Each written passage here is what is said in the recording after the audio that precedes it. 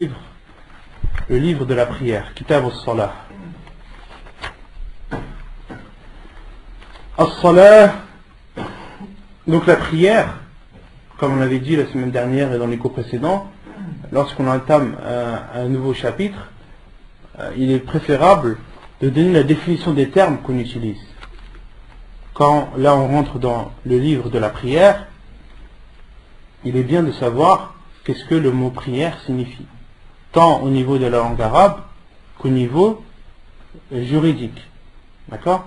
As-salah lughatan huwa ad-du'a. La prière, son sens littéraire, son sens au niveau de la langue arabe, ça signifie l'invocation. Qui connaît la preuve? Qui peut m'apporter une preuve dans le Coran que as-salah, ça veut dire ad-du'a?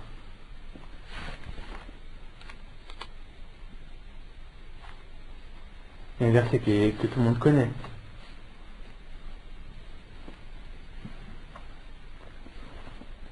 Personne? Inna Allaha wa malaikatahu salluna ala an-nabi ya ayyuha alladhina amanu sallu alayhi wa sallimu taslima. Voilà subhanahu wa ta'ala dit Inna Allaha wa malaikatahu yusalluna ala an-nabi ya ayyuha alladhina amanu sallu alayhi wa sallimu taslima. Ô vous qui avez cru, sallu alayhi, priez sur lui, c'est-à-dire invoquez pour lui. Wa sallimu taslima, et saluez-le de la meilleure des façons.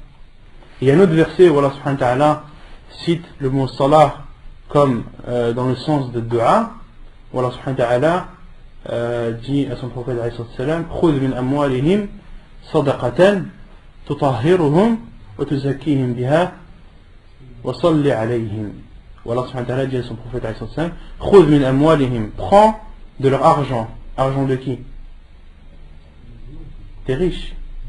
خذ من أموالهم صدقة تطهرهم, prends de leur argent une aumône qui les purifiera, وتزكيهم بها, et qui les purifiera, وصل عليهم, et fais des invocations pour eux, et fais des invocations pour eux.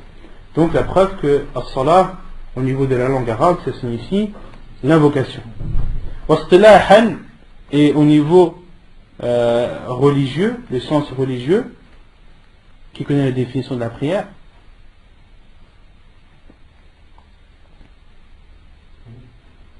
Et il me dit la prière, c'est quoi la prière? La définition de la prière. Non, 5 prières, c'est 5 prières. Là tu m'as dit le nombre, le chiffre. Mais la prière, c'est quoi la définition? Non?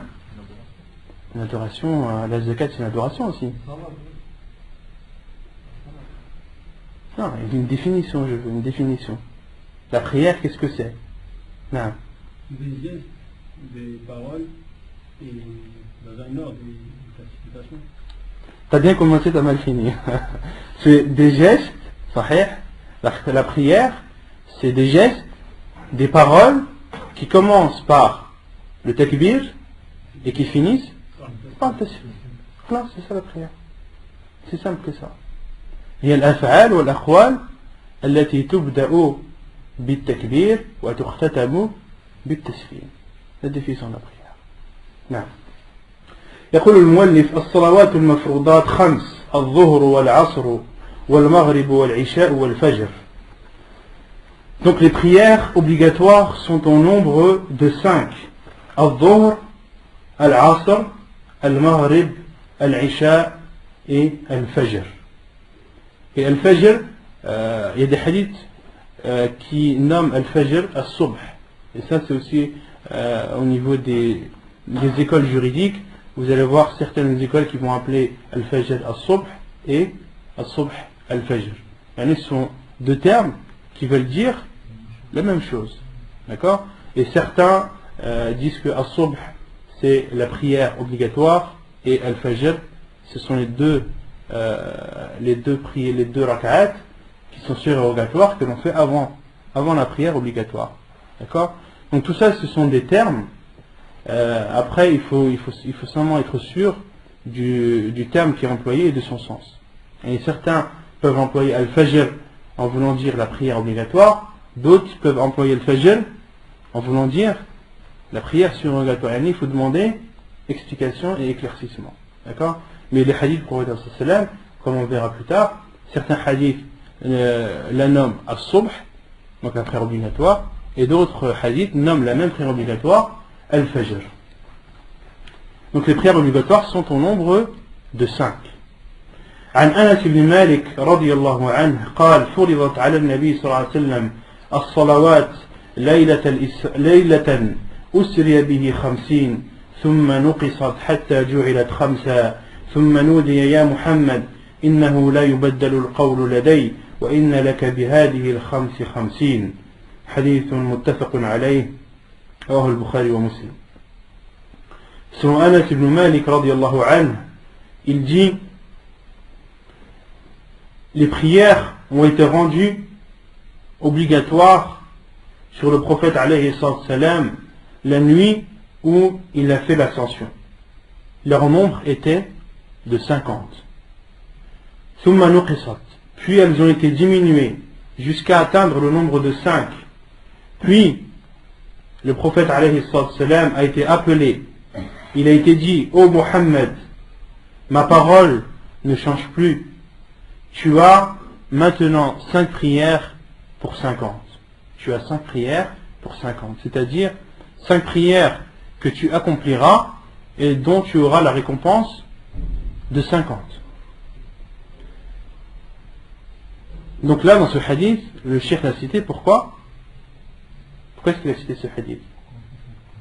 Pour prouver que les prières qui sont obligatoires sont au nombre de 5. وعن طلحة ابن عبيد الله رضي الله عنه أن أعرابيا جاء إلى رسول الله صلى الله عليه وسلم ثائر الرأس فقال يا رسول الله أخبرني ما فرض الله علي من الصلاة قال الصلوات الخمس إلا أن تطوع شيئا حديث متفق عليه رواه البخاري ومسلم.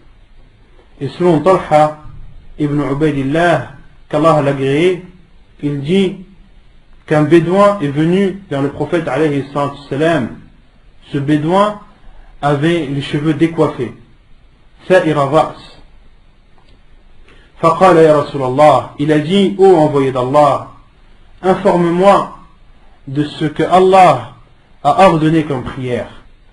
Le prophète alayhi salam lui a répondu: as-salawatul khams, les 5 prières, sauf si tu veux faire un plus. Illa an tatawwa'a shay'a, sauf si tu veux en faire plus. Et le plus, il sera considéré comme surrogatoire. Donc là, dans ces 2 hadiths, on voit bien que le nombre de prières qui est obligatoire est de 5. Pourquoi est-ce que le cheikh dit insiste sur le fait que le nombre de prières qui est obligatoire est de 5? Pourquoi? Parce que d'autres savants disent qu'il y a plus que 5 prières. Certains considèrent al-witr comme obligatoire. Le Hanafiya considère al-witr comme obligatoire. Et l'avis le plus sûr, l'avis de la plupart des savants, est que al-witr est très recommandé, que le prophète alayhi salam ne l'a jamais délaissé, qu'il soit résident ou voyageur, mais en aucun cas al-witr est obligatoire. Il n'est pas obligatoire, mais il est très recommandé. Manzilatuha fi ad-din, la place de la prière dans la religion. عن عبد الله بن عمر رضي الله عنهما قال قال رسول الله صلى الله عليه وسلم بني الإسلام على 5 شهادة أن لا إله إلا الله وأن محمد رسول الله وإقام الصلاة وإيتاء الزكاة وحج البيت وصوم رمضان حديث متفق عليه. Selon Abdullah ibn Umar, qu'Allah les agrée, a dit, le prophète sallallahu alayhi wa sallam a dit: l'islam repose sur 5. L'islam est bâti sur 5. L'attestation qu'il n'y a de vraie divinité qui mérite d'être adoré qu'Allah, et que Muhammad est l'envoyé d'Allah, d'accomplir la prière, de s'acquitter de la zakat, de faire le pèlerinage et de jeûner le ramadan. Donc on en déduit qu'est-ce qu'on en déduit comme place de la prière dans la religion? Hein? C'est un pilier. La prière est un pilier de l'islam. C'est un pilier de l'islam. Il y a ruknun min arkan l'islam. Hukmu tarikiha. Le jugement quant à celui qui la délaisse. أجمع المسلمون على أن من جحد فريضة الصلاة فقد كفر وخرج عن الإسلام.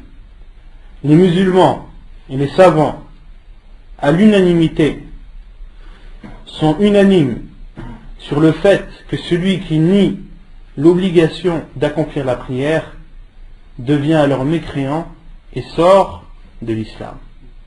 Celui qui considère la prière comme n'étant pas obligatoire, il est considéré à l'unanimité des savants comme étant sorti de l'islam. Comme étant sorti de l'islam. Et malheureusement à notre époque, certaines personnes en sont arrivées à ce point-là. Au point de dire, réveillez-vous là, on est au XXIe siècle. C'est fini l'époque où on pousse son front par terre. Les gens, ils montent sur la lune maintenant, c'est fini. C'est cette époque archaïque. Voilà, des personnes qui en sont arrivées à dénigrer et à rabaisser la prière à ce point. Celui qui sort une parole comme celle-ci, il n'y a aucun doute sur sa mécréance. Il n'y a aucun doute sur sa mécréance. Allah subhanahu wa ta'ala a ordonné la prière à son prophète alayhi salam au-dessus des 7 cieux.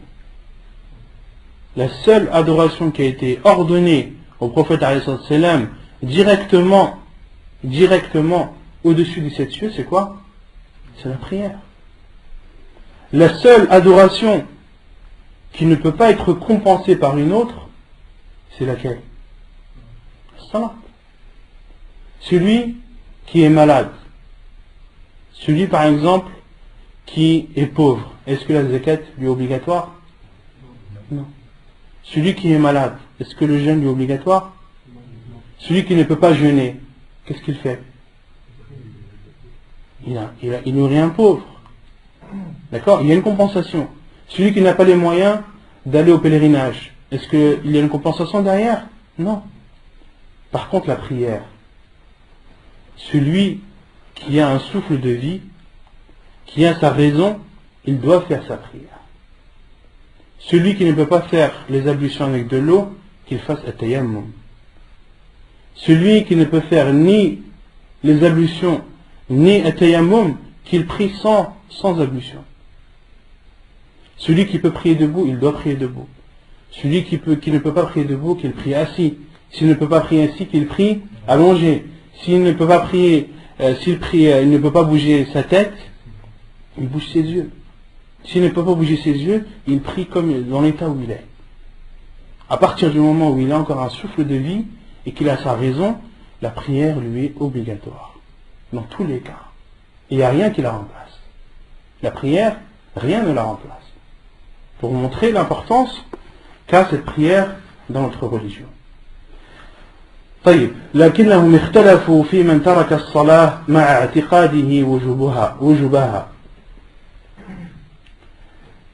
Et là où il y a la divergence entre les savants, c'est quant à celui qui délaisse la prière tout en étant convaincu et en ayant la conviction et la foi que cette prière est obligatoire.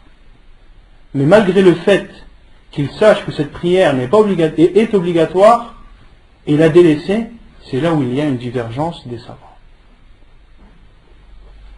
وسبب الخلاف أحاديث جاءت عن رسول الله صلى الله عليه وسلم تسمي تارك الصلاة كافرا من غير تفريق بين الجاحد والمتهاون. عن جابر رضي الله عنه قال قال رسول الله صلى الله عليه وسلم إن بين الرجل وبين الشرك والكفر ترك الصلاة. وعن بريدة قال سمعت رسول الله صلى الله عليه وسلم يقول العهد الذي بيننا وبينهم الصلاة فمن تركها فقد كفر. حديث صحيح رواه ابن ماجه. Et la cause de la divergence sont des hadiths du prophète alayhi salatu wassalam qui nomment le fait de délaisser la prière comme étant de la mécréance, sans différencier le pourquoi du délaissement. Dans les hadiths, il n'est pas stipulé pourquoi la personne a délaissé. Est-ce qu'elle a délaissé par fainéantise ou est-ce qu'elle l'a délaissé en reniant son obligation? Les hadiths du prophète sont généraux, sont globaux. Parmi ces hadiths, le hadith de Jabir radiallahu anhu, qui dit que le prophète sallallahu alayhi wa sallam a dit: il y a entre l'homme et la mécréance le délaissement de la prière. Il y a entre l'homme et la mécréance le délaissement de la prière. Donc la limite, la chose qui sépare l'homme et la mécréance, c'est le délaissement de la prière. Hadith rapporté par Muslim et Abu Daoud. Et le second hadith, hadith Buraïdah, qui dit: j'ai entendu le prophète sallallahu alayhi wa sallam a dit dire le pacte qu'il y a entre nous et eux, c'est-à-dire entre nous et les mécréants, la prière. Le pacte qu'il y a entre nous et eux est la prière. Celui qui la délaisse a alors mécru. Celui qui la délaisse a alors mécru. لكن الراجح من أقوال العلماء أن المراد بالكفر هنا الكفر الأصغر الذي لا يخرج من الملة جمعا بين هذه الأحاديث وأحاديث أخر. Et ensuite le cheikh dit: mais l'avis le plus fort, l'avis le plus probable parmi les avis des savants, c'est que le kufr, la mécréance qui a été citée dans les hadiths, dans les hadiths précédemment cités, signifie la petite mécréance. La petite mécréance qui ne sort pas la personne de l'islam. Et ceci en rassemblant les hadiths du prophète alayhi salam qui ont été précédemment cités avec d'autres hadiths. Donc les savants qui considèrent que celui qui délaisse la prière est un mécréant, leur preuve ce sont les hadiths qu'on a cités auparavant. La différence qu'il y a entre un homme et la mécréance, c'est le délaissement de la prière. Et l'autre hadith du prophète alayhi salam, le pacte qu'il y a entre nous et eux est le délaissement de la prière. Celui qui la délaisse a alors mécru. Non. Et le cheikh dit: mais l'avis le plus probable, le plus fort, c'est que la mécréance qui a été citée dans les hadiths est une petite mécréance et non une grande mécréance. Est-ce que vous connaissez des hadiths du prophète où le terme mécréance a été cité, mais il signifie la petite mécréance et non la grande? Non.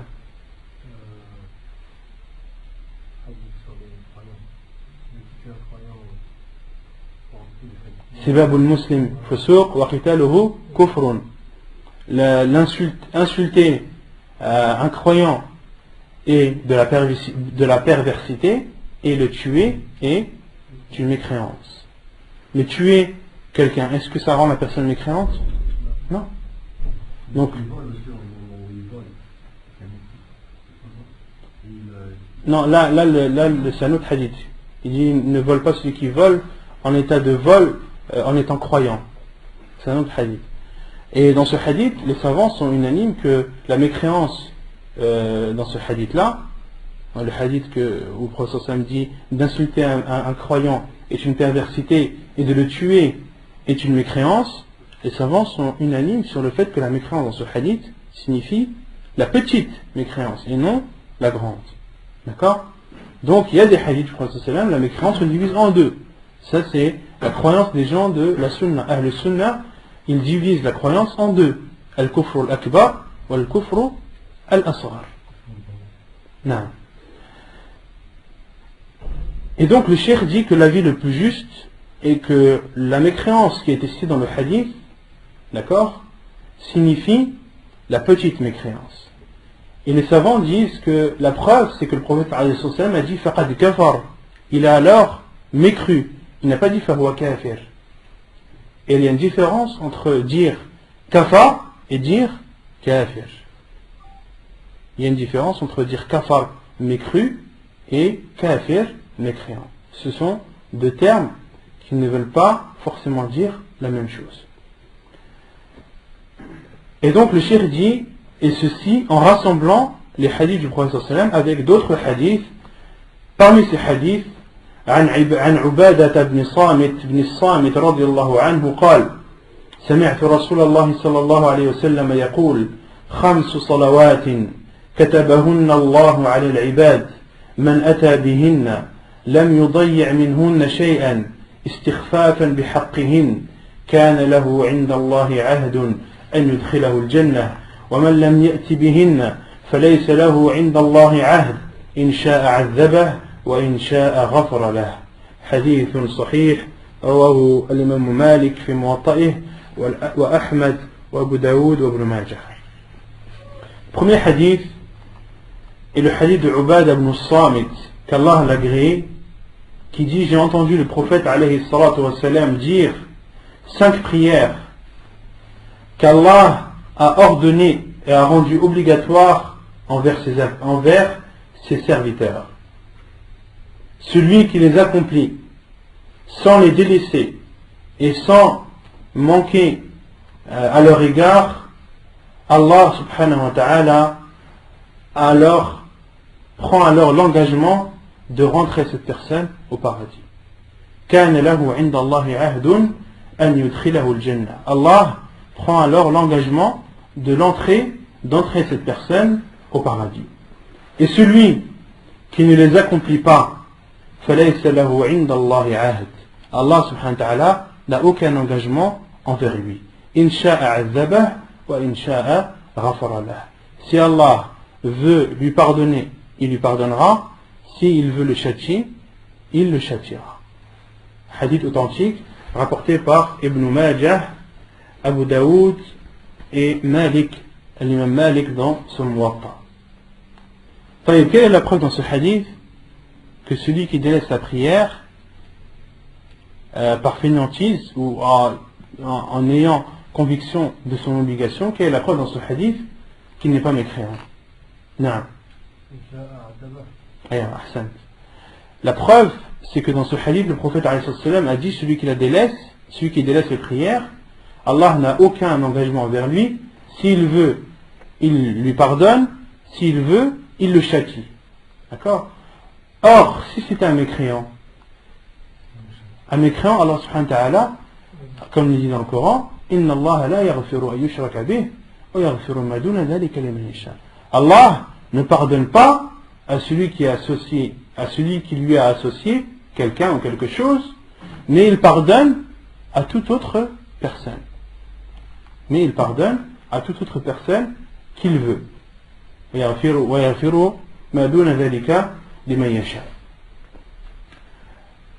Donc, le mécréant, lorsqu'il meurt en étant mécréant, Allah subhanahu wa ta'ala ne lui pardonnera pas. Donc il n'a pas de possibilité. Il n'y a pas de possibilité qu'Allah subhanahu wa ta'ala lui pardonne. D'accord? À partir du moment où une personne, lorsqu'elle meurt, il y a possibilité qu'elle soit pardonnée, possibilité qu'elle soit châtiée, c'est-à-dire que cette personne n'est pas mécréante. Et c'est ce que dit le cheikh juste après. فلما رد رسول الله صلى الله عليه وسلم أمر من لم يأت بهن إلى مشيئة الله علمنا أن تركهن دون الكفر والشرك لقوله تعالى إن الله لا يغفر أن يشرك به ويغفر ما دون ذلك لمن يشاء. Et donc le cheikh dit, et le prophète alayhi salam, lorsqu'il a considéré celui qui a délaissé la prière comme étant sous la volonté d'Allah, c'est-à-dire soit Allah le pardonne ou soit il le châtie, nous avons alors su que celui qui les délaisse n'est pas un mécréant. La preuve est la parole d'Allah subhanahu wa ta'ala: Allah ne pardonne pas à celui qui lui associe quelque chose ou quelqu'un, mais il pardonne à toute autre personne qu'il veut.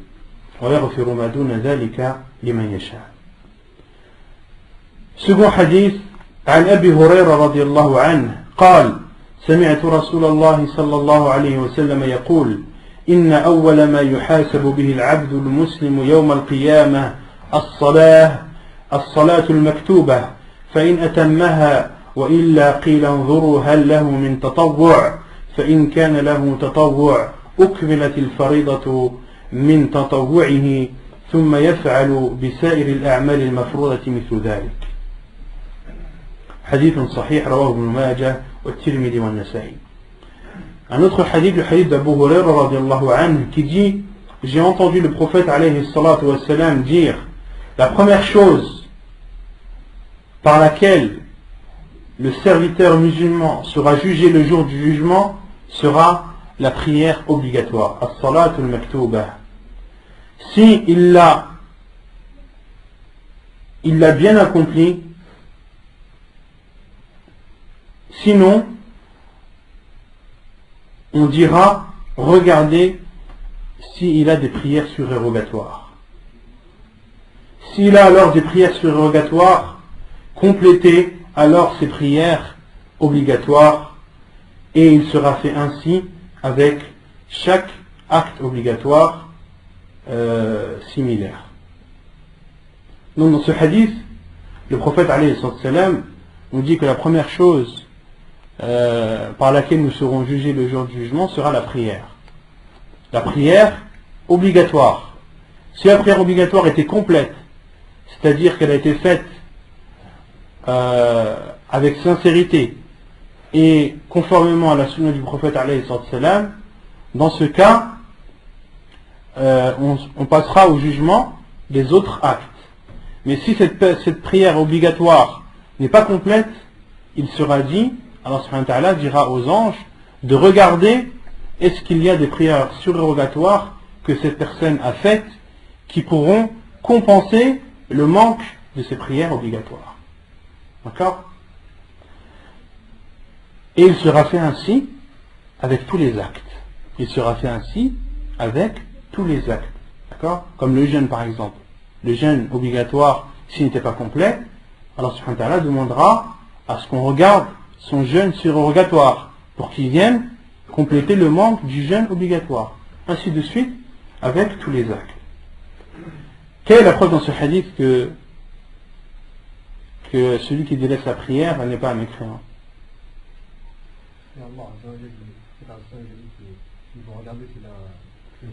Non, la preuve c'est que le prophète alayhi salam a dit s'il l'a faite, sinon de regarder à tatawwa. D'accord? Mais s'il ne l'avait pas faite, c'était un mécréant, il n'aurait même pas eu besoin de regarder la suite. D'accord?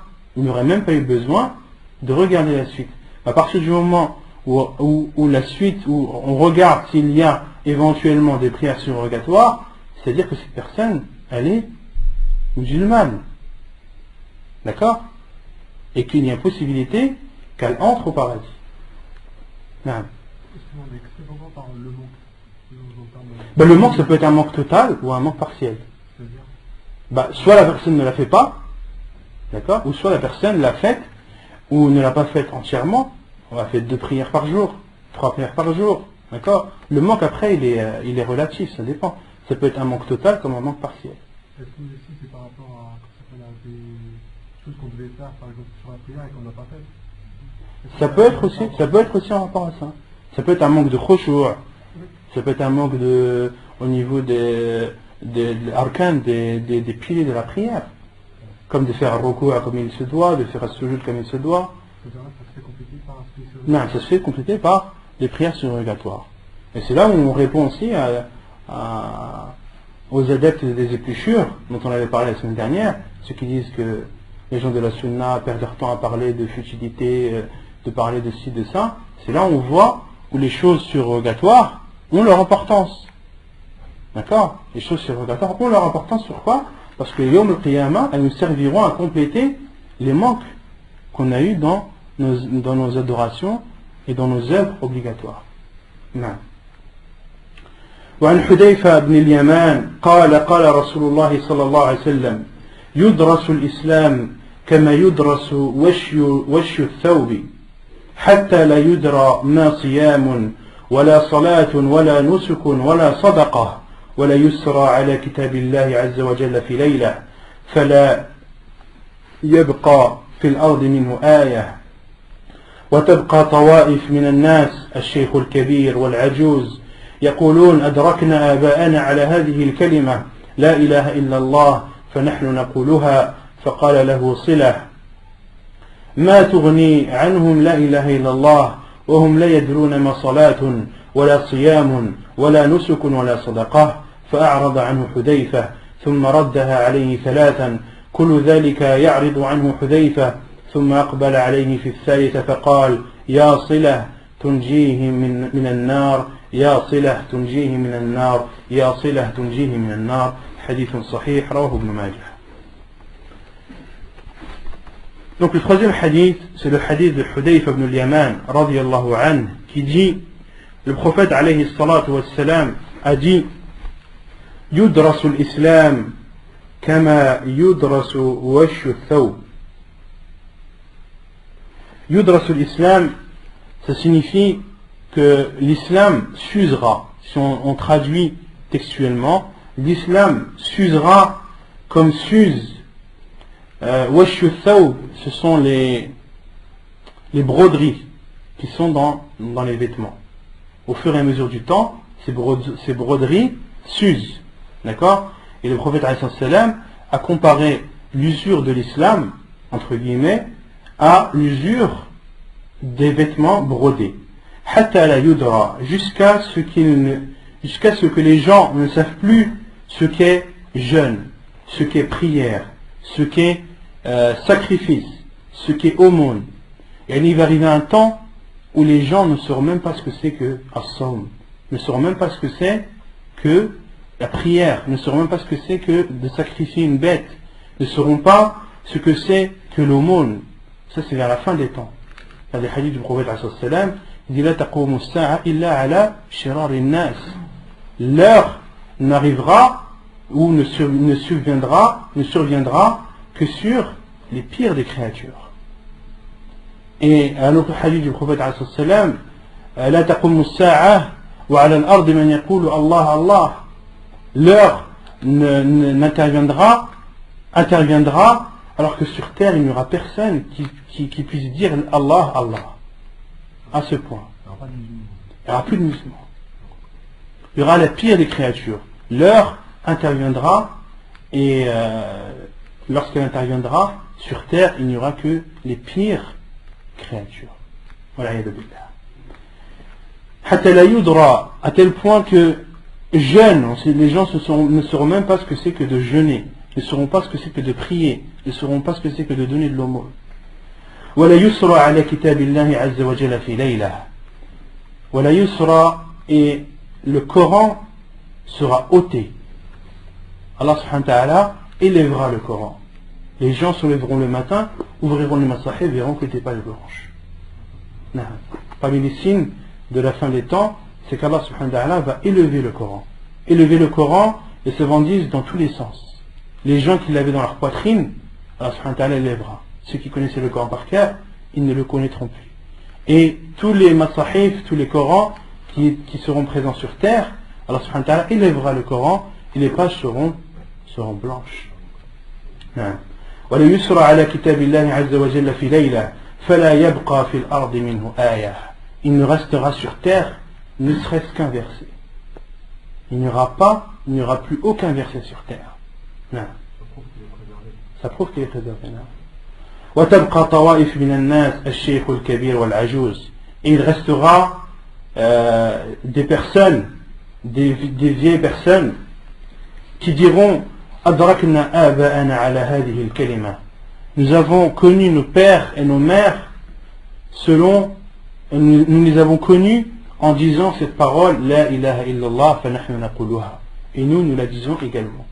Yani, à cette époque, il n'y aura que des personnes âgées qui se rappelleront que leurs parents disaient La ilaha illallah et nous on dit La ilaha illallah. Et autrement dit, il n'y a que les vieilles personnes qui diront La ilaha illallah. Les jeunes, khalas, ils auront tout oublié. فقال له صلة. Et Silah a dit à Hudayfa, car c'est Hudayfa radiallahu anhu qui rapporte le hadith du prophète alayhi salam. Et cela lui a dit: est-ce que la ilaha illallah les sauvera alors qu'ils ne savaient même pas ce que c'est que prière, ce que c'est que jeûne, ce que c'est que sacrifice et ce que c'est qu'aumône? Et Hudayfa radiallahu anhu s'est éloigné de cela. يعني il l'a esquivé. فأعرض عنه ثم ردها عليه ثلاثا. Et cela lui a réitéré sa phrase: est-ce que la ilaha illallah leur servira et les sauvera alors qu'ils ne savaient pas ce que c'est que prière, que jeûne, que sacrifice et qu'aumône? Et Hudayfa radiallahu anhu l'a esquivé 3 fois. كل ذلك يعرض عنه حذيفة. À chaque fois Hudayfa radiallahu anhu esquivait cela. ثم أقبل عليه في الثالثة. Puis après la 3e fois, Hudayfa radiallahu anhu est parti vers Silah et lui a dit: Ya Silah, ô Silah, tunjihi min an-nar, elle les sauvera du feu de l'enfer, elle les sauvera du feu de l'enfer, elle les sauvera du feu de l'enfer. C'est-à-dire, la ilaha illallah. La ilaha illallah les sauvera de l'enfer. Autrement dit, ils seront musulmans même s'ils n'ont pas fait la prière. Même s'ils n'ont pas fait la prière. Et ça, c'est un hadith que utilisent les savants qui rendent celui qui délaisse la prière musulman, comme Cheikh Al-Albani rahimahullah. Il rend ce hadith authentique. Et d'autres savants, comme ceux qui rendent ceux qui délaissent la prière mécréant, rendent ce hadith da'if, rendent ce hadith faible. Et Cheikh Al-Albani rahimahullah leur a répondu avec les preuves que ce hadith n'est pas faible, mais au contraire il est authentique. Un autre hadith que Cheikh Al-Albani rahimahullah utilise, c'est le hadith de l'bitaqa qu'on avait vu dans les cours précédents, le hadith de la carte. Vous connaissez le hadith de la carte? Celui qui viendra le jour du jugement alors qu'il n'aura accompli aucun bien. Et tous ces actes, tous ces péchés seront mis d'un côté de la balance et il sera sorti une carte que l'on mettra, qui sera mise sur l'autre plateau de la balance, et cette carte sera plus lourde que tous les péchés de la personne. Et Allah subhanahu wa ta'ala lui dira: innaka la tuzlamu al-yawm. Aujourd'hui tu ne seras point offensé. Et cette carte, il s'avérait que c'était la ilaha illallah, cette parole que cet homme avait dit et qui l'a sauvé du feu de l'enfer le jour du jugement alors qu'il n'avait accompli aucun bien. À partir du moment où il avait dit la ilaha illallah, il était considéré comme musulman et donc sous la mashi'a, sous la volonté d'Allah, soit de lui pardonner et soit de le châtier. Et Allah subhanahu wa ta'ala, lorsqu'il pardonne à quelqu'un, c'est par son bienfait, par le bienfait d'Allah subhanahu wa ta'ala, et lorsqu'il châtie quelqu'un, c'est par justice. Non. طيب ونكتفي بهذا القدر.